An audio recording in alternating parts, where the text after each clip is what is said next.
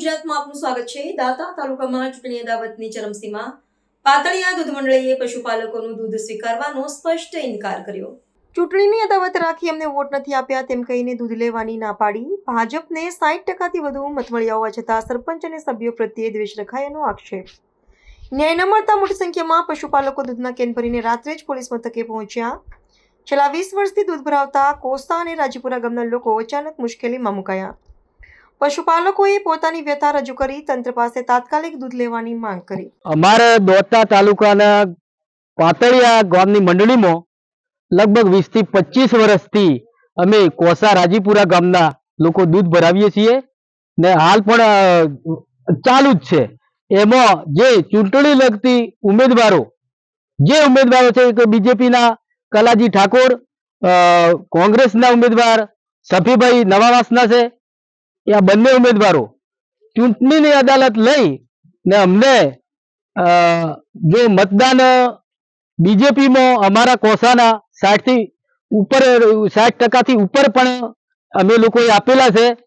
છતાંય અમારું અત્યારે જે મંડળીમાં દૂધ ભરાવીએ છીએ 20 થી 25 વર્ષથી એ મંડળીમાં અત્યારે છોકરાઓને અમારા આદિવાસી લોકોને દૂધ બંધ કરવામાં આવ્યું છે કે ભાઈ તમે લોકોએ અમને વોટ નથી આપ્યા એટલે તમારું દૂધ લેવાનું નથી। મારા સાહેબ આવો કાયદો દેશમાં ચૂંટણી તો લડાય જ છે પણ આવો કાયદો અમને ખબર નથી કે આવો કાયદો છે। એમ કોઈ પણ પક્ષ હોય ગામમાં તો બે થી 3 પક્ષ તો હોય જ એટલે ભાગલા તો પડતા જ હોય। છતાં અમે એમને 60% ઉપર મતદાન આપ્યા છે તો અમારા કોસાના મતદાન છે તો બીજા 60% નીકળ્યા ક્યાંથી? અમારું એટલું કેવું છે કે અમારું દૂધ કયા કારણસર ના લીધું અમારા પાતળિયા મંડળીના પેલા આપણે ભાઈ મંત્રી ને સરપંચશ્રીએ અમારા લોકોને બધાને અમારા ગ્રાહકોને ના પાડી છે એટલે અમે અત્યારે દોતા તાલુકા પોલીસ સ્ટેશનમાં હાલમાં આવ્યા છીએ। એટલે અમારે કઈનું દૂધમાં કોઈ ભેળસેળ હોય ગમે તે હોય તો અમને કારણ બતાવે।